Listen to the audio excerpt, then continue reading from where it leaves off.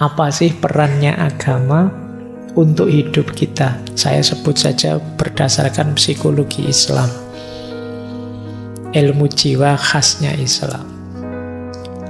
Jadi dalam Islam, agama itu memenuhi beberapa dimensi hidup kita. Yang pertama, agama adalah fitrah. Jadi kita itu lahir membawa dorongan jiwa yang cenderung kepada ketuhanan. Jadi maka kalau kita tidak bertuhan itu ada yang hilang, ada yang hampa. Kenapa? Karena ini fitrah. Fitrah itu dorongan jiwa alami namanya. Mungkin kegelisahan mental kita yang tadi banyak sekali indikasinya karena kita jauh dari Tuhan atau jauh dari agama, sehingga fitrah kita, dorongan jiwa untuk mengakui, menegaskan keberadaan Tuhan tidak terpenuhi. Ya fitrah itu kan setara dengan fitrah untuk menikah misalnya. Setiap orang ada dorongan dalam dirinya ingin punya pasangan dan berketurunan. Ini fitrah. Kalau kita lawan fitrah ini, saya tidak mau nikah Pak, saya itu ada yang hampa, ada kegelisahan tersendiri. Nah, agama juga begitu. Jadi kalau dalam Islam, kalau kita menjauh, kalau kita meninggalkan agama, ada yang hampa dan gelisah. Nah, ini kalau teman-teman membaca kritik-kritik pada peradaban barat yang terlalu materialistik, itu kan arahnya ke sini. Ada yang hilang, ada yang hampa, ada fitrah yang dikesampingkan. Itu yang membuat gelisah. Maka agama berperan mewujudkan, memfasilitasi fitrah itu, yaitu fitrah bertuhan. Yang pertama itu. Yang kedua, ada lagi perannya agama, yaitu peran akidah. Peran akidah ini, tadi kan hidup bahagia itu harus punya tujuan, punya nilai. Peran akidah ini yuk, dia berperan kita mantep, kita yakin, kita percaya pada Tuhan yang itu tujuan dan makna puncak hidup kita. Di situ kita nyaman kemudian. Jadi ini peran akidah, karena kita tujuannya Tuhan, kenyamanan kita ada pada Tuhan, kegagalan apapun masih bisa kita toleransi selama kita tidak menjauh dari Tuhan. Nah, ini peran agama di situ. Kalau teman-teman sedang galau, sedih, gelisah, mari kita sadari bahwa hidup ini ilaihi roji'un, kembali pada Allah. Selama kita tidak kehilangan Allah, selama kita masih dekat dan semakin dekat padanya, kita masih nyaman, kita masih aman. Tidak harus galau, tidak harus putus asa. Ini namanya peran akidah. Yang ketiga, apa perannya agama untuk kesehatan mental? Yaitu takwa. Takwa ini ya kita mendefinisikannya kesadaran dan ketaatan pada Allah, pada Tuhan. Kesadaran dan ketaatan ini ya jangan dikira sekedar kayak kritiknya Nietzsche tadi ya, itu hanya kita seperti budak saja disuruh-suruh. Enggak. Yang diperintahkan oleh Allah pada kita itu sesuatu yang manfaatnya untuk kita. Kalau budak itu kan disuruh untuk manfaat majikannya. Tapi Allah menyuruh kita untuk kita, ketenangan jiwa kita, kemantapan hati kita, perilaku kita yang baik, panduan moral untuk hidup sehari-hari. Disitulah perannya agama. Kadang-kadang pikiran kita buntu, hati kita gelap. Kita tidak bisa milih apa yang harus saya lakukan, apa yang harus saya jauhi. Alhamdulillah ada agama. Petunjuknya konkret, saya harus melakukan ini, menjauhi ini. mengurangi kebingungan dan capek kita. Nah, itu gunanya takwa. Jadi ini peran yang ketiga dari agama.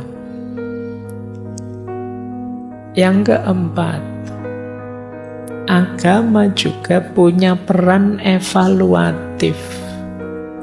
Ini sering kita bahas, tadi juga kita singgung. Malam hari ini kita agak muhasabah ya, mengukur diri kita. Introspeksi.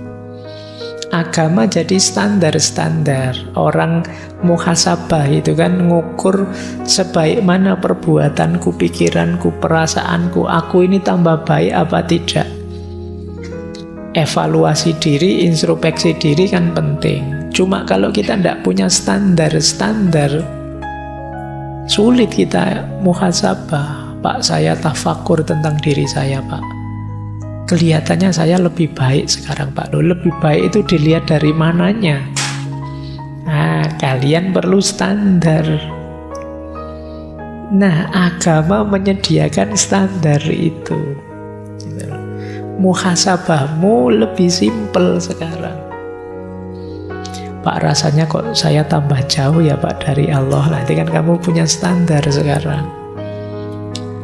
Rasanya kok saya tidak bisa menjalankan perintahnya Al-Quran ya Pak untuk sabar. Saya kok ngamukan banget sih Pak. Nah ini enaknya agama menyediakan perangkat standar untuk kita bermuhasabah. Ada lagi, agama mendidik kita untuk sabar dan syukur. Ini dua jurus sapu jagat, untuk apa saja menang kalau kalian punya menguasai ini. Satu sabar, satu hidup. Itu kan isinya dua. Kadang senang, kadang susah. Kan cuma ini. Loh, kalau kalian punya syukur dan sabar, selesai sudah. Ketika kamu senang, bersyukur. Ketika kamu susah, bersabar. Jadi cukup dua senjata itu, hidupmu akan stabil.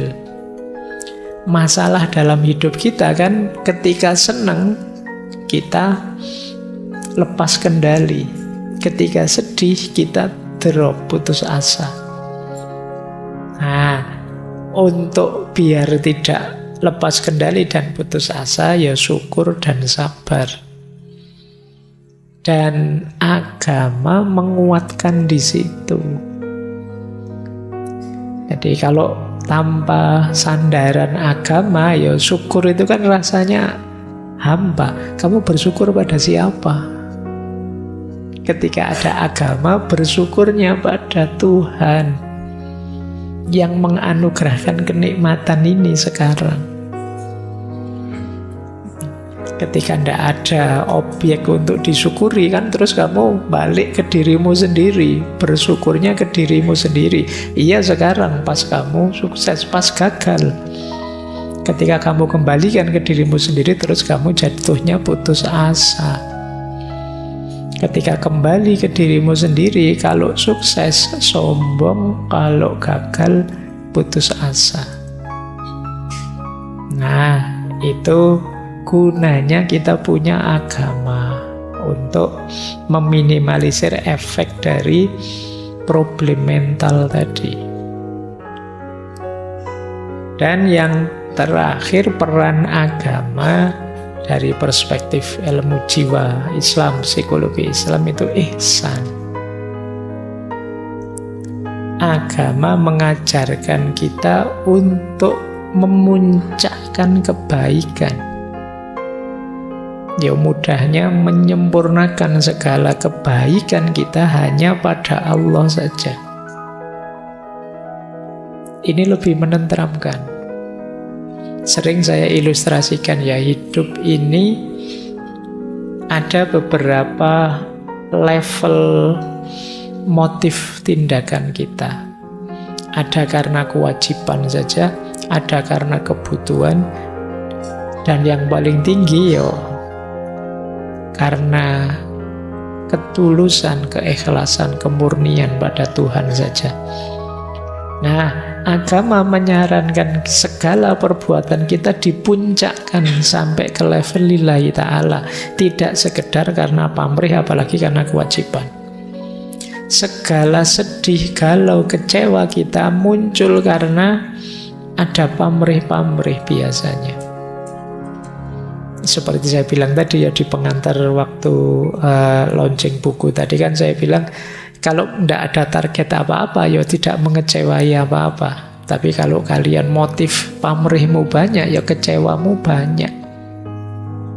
Ngaji ke sini, saya nanti ngaji duduk agak pojok yang dapat sandaran, terus nanti ngambil minumnya 2, terus nanti kamu ngancang-ngancang gitu. Begitu nyampe sini, loh yang datang sudah banyak, tempat dudukku sudah ditempati orang, minumnya tidak kebagian, kecewamu banyak. Kenapa? Tadi pamrihmu banyak.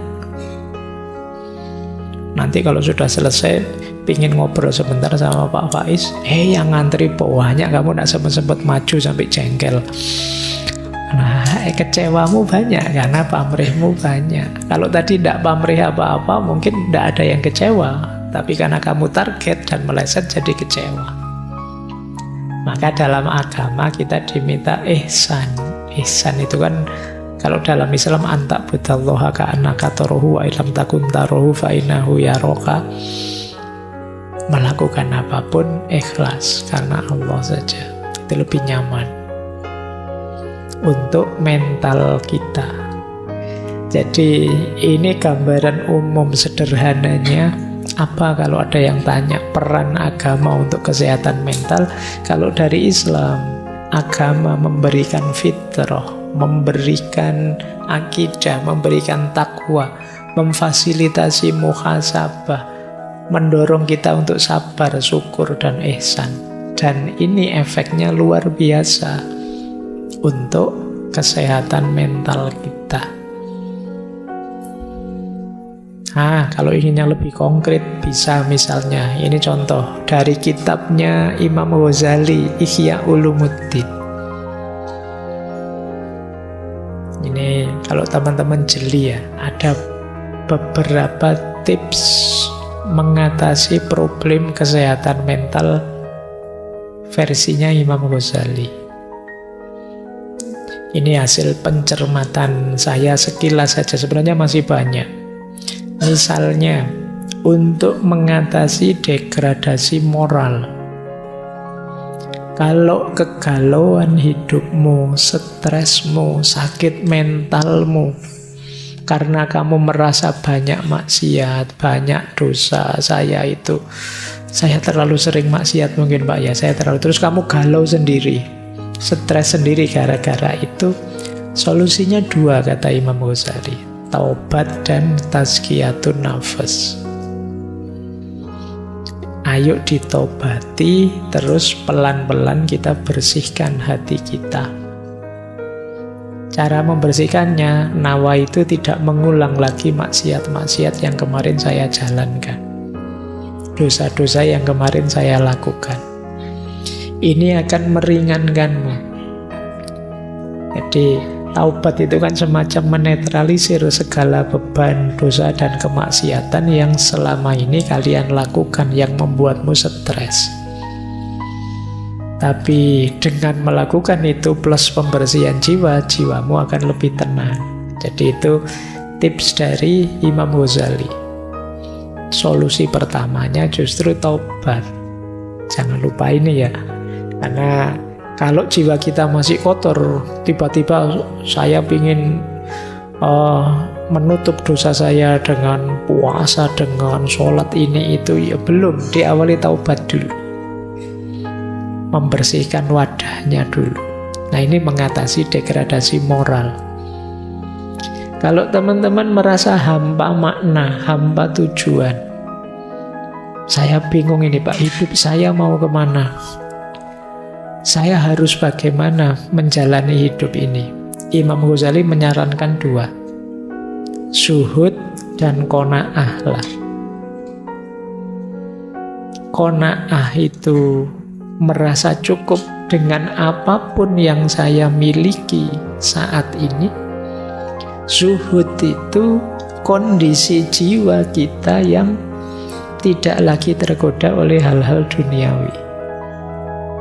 Ini zuhud. Loh kalau gitu ndak kuliah, ndak kerja Pak. Ya tetap kuliah, ya tetap kerja. Tapi tidak terikat, tidak jatuh cinta pada dunia. Ini membuat kita lebih mudah menetapkan tujuan, memberi makna hidup, dibandingkan kita masih tenggelam dalam hasrat ambisi duniawi. Kata Imam Ghazali. Kenapa begitu ya? Hasrat ambisi duniawi itu sering mengecewakan, membuat kita putus asa. Mari kita terima saja, ya yang kita miliki ini ya sudah. Itu namanya qanaah. Dan tidak mudah tergoda, tidak mudah terpesona oleh hal-hal yang sifatnya duniawi. Itu ada kata mutiara yang luar biasa dari Sayyidina Ali bin Abi Thalib. Beliau menyatakan, ya dunya hurri wairi lakot tolak tuka salasatan. Wahai dunia, godalah orang lain saja selain aku. Kenapa? Aku sudah menalakmu 3. Jadi itu Ali bin Abi Thalib. Nanti ya, itu membentuk jiwa yang zuhud. Saya tidak tahu kalian berani tidak bilang begitu. Wahai dunia, aku sudah talak 3 padamu, tidak mungkin rujuk lagi sudah. Baik, ya kalau di usia-usia kalian masih tidak gampang untuk qanaah, tapi boleh latihan. Intinya bagaimana jiwa kita tidak terikat dengan dunia. Kemudian kalau kita mengalami hampa spiritual, hampa nilai, tadi kita merasa, Pak saya itu kok tidak berharga ya Pak, apa sih nilai kehadiranku? Imam Ghazali menyarankan 2, riyadoh dan mujahadah. Riyadoh itu latihan. Sederhananya, ya bentuklah dirimu biar jadi orang yang bernilai, berharga. Jadi riyadhah itu ya amal-amal keagamaan kamu jalankan, maka kamu merasa bernilai dalam hal agama. Bentuk dirimu jadi orang pinter, ya kamu nanti bernilai jadi seorang intelektual. Bentuk dirimu jadi pekerja yang tangguh, yang berkarya produktif, ya nilai dirimu jadi manusia yang produktif. Jadi riyadhah, latihan, ya bentuk. Jangan menunggu dirimu terbentuk. Kamu yang harus membentuk dirimu. Itu namanya riyadhah. Saya nunggu saya Pak, besok siapa tahu saya jadi. No, siapa tahu saya jadi. Kalau kamu ingin jadi, bentuk dirimu. Pengen jadi dosen, latihan mulai sekarang. Ngobrol, ngajar kok ngobrol. Ngajar yang enak, terus jadi latihan membaca yang banyak. Itu jadi membentuk dirimu jadi dosen yang berkualitas. Jangan menunggu, jangan nanti kalau saya ditakdirkan Allah jadi dosen kan yo bisa-bisa sendiri Pak. Yo kalau nunggu begitu ya ndak jadi, nanti kamu tiba-tiba jadi dosen beneran terus ndak bisa ngajar, terus bingung waktu ngajar, terus kamu stres lagi. Apalah nilai saya Pak, nanti jadi begitu lagi. Maka riyadhahlah mulai sekarang, latih dirimu. Pengen jadi bisnismen yang sukses, latihan mulai sekarang. Bentuk dirimu, latihan mental ekonominya, ilmu ekonominya di-upgrade, itu namanya riyadhah. Jangan lupa mujahadah, berdoa. Yo, tetap segalanya Allah yang mengabulkan. Terus, kalau teman-teman kesulitan dalam hal pengendalian diri, solusinya kata Imam Ghazali harus ada khauf dan roja. Khauf itu rasa takut pada Allah, roja itu harapan pada Allah. Dua-duanya harus imbang. Baru diri kita terkendali. Karena adanya khauf, maka kita tidak sembrono dalam hidup. Takut Allah murka, takut mendapat siksanya. Itu kan kita hati-hati. Nah, tapi juga tidak hanya takut, kita juga berharap. karena ketakutan saja bisa melahirkan keputusasaan. Kita tetap yakin Allah sangat menyayangi kita. Allah penuh dengan anugerah pada kita. Itu namanya harapan, namanya roja. Jadi khauf saja bisa putus asa, tapi tanpa khauf orang bisa sembrono. Rojak saja orang suka-suka dia, ala dosa ndak apa-apa lah, maksiat dikit-dikit ndak apa-apa. Allah Maha Pengampun. Banyak cerita-cerita orang dosanya 99 itu aja masih diampuni, sampai yang ke 100 kita paling dosa kecil-kecil. Ini namanya sembrono, ndak ada rojak. Jadi ndak ada takutnya sama Allah. Isinya harapan saja, membuat kita sembrono, menyepelekan. Maka khauf dan roja ini harus imbang. Terus ya kalau ini kalau kita stres dan frustasi, kuncinya tetap sabar. Mbok sabar. Kita bagaimana caranya, ada tekanan apapun sabar. Sabar itu ada dua ya, ada sabar yang aktif, ada sabar yang pasif. Sabar yang pasif itu ketika kita ditimpa sesuatu. Sabar yang aktif itu ketika kita menjalani sesuatu. Sabar yang aktif itu istiqomah. Sabar yang pasif itu siap menanggung apapun ketetapannya Allah. Nah, kalau teman-teman kegelisahannya adalah cemas tentang masa depan, solusinya adalah tawakal. Tawakal itu berarti sepenuhnya pasrah pada Allah. Iya, tapi setelah didahului ikhtiar. Kalau teman-teman takut masa depannya suram, ayo dirancang sejak sekarang, biar tidak suram. Setelah dirancang, dijalani, pasrahkan hasilnya pada Allah. Itu namanya tawakal. Kalau belum ada ikhtiarnya, belum bisa disebut tawakal. Jadi kalau teman-teman cemas, jangan diam saja, Pak, masa depan saya gimana, Pak? Ayo berusaha. Rancang yang baik, jalani dengan baik. Kalau sudah dijalani, pasrahkan hasilnya pada Allah, itulah tawakal.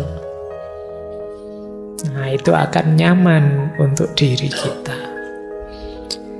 Baik, terakhir kesimpulannya dari semua uraian tadi para filosof dari Islam, Imam Ghazali, secara umum bisa kita sebutkan bahwa setidaknya ada 5 hal penting yang bisa diberikan oleh agama sehubungan dengan kesehatan mental. Yang pertama apa? Dukungan sosial. Tadi ya, Durkheim tadi loh. Di antara kekuatan agama itu kan solidaritas antar pemeluknya. Kita sama-sama beragama, maka kita punya sistem pendukung yang kuat. Ada saudara-saudara, ada teman-teman kita yang seagama. Insya Allah mendukung kita kalau kita sedang kesulitan. Jadi karena kita ada di track, di jalur yang sama. Yang kedua, kalau ini lebih hakiki, agama memberikan kita makna dan tujuan hidup. Banyak orang yang sakit mentalnya, kesehatan mentalnya terganggu, merasa tidak bermakna, hidupnya tidak jelas mau kemana, dan agama menyediakan semua itu. Agama memberikan kita orientasi, ke sini loh kamu menuju. Ini loh makna hidupmu, maka ini yang harus kamu lakukan. Yang ketiga, agama mengajarkan kita coping, cara untuk menyikapi masalah. Misalnya tadi yang diajarkan oleh Imam Ghazali. Yang keempat, agama memberi kita nilai. Tadi kan kebahagiaan itu berdasarkan nilai-nilai. Nah, agama menyediakan itu. Menyediakan nilai. Mana yang harus kita utamakan, mana yang harus kita belakangkan. Mana yang harus kita tegakkan, mana yang kita tunda nanti saja, tidak terlalu penting. Nah, agama memberi kita itu, memberi kita prioritas-prioritas yang harus kita utamakan. Yang kelima, agama memberi kita harapan dan optimisme. Sepahit apapun pengalaman kita, seburuk apapun kegagalan kita masih punya Tuhan. Masih ada Allah. Ndak pantas kita putus asa, wong ada Allah. Apa sih yang tidak mungkin kalau bagi Allah? Makanya orang putus asa itu kalau dalam Al-Quran disebut orang yang kufur. Seperti orang yang ndak percaya pada Allah. Kalau kita beriman, percaya pada Allah, apa sih masalah yang ndak terselesaikan? Kalau Allah berkehendak, bahkan 1 menit ke depan, 1 jam ke depan, sebesar apapun masalah kita bisa tuntas. Dan ada banyak cerita-cerita semacam itu.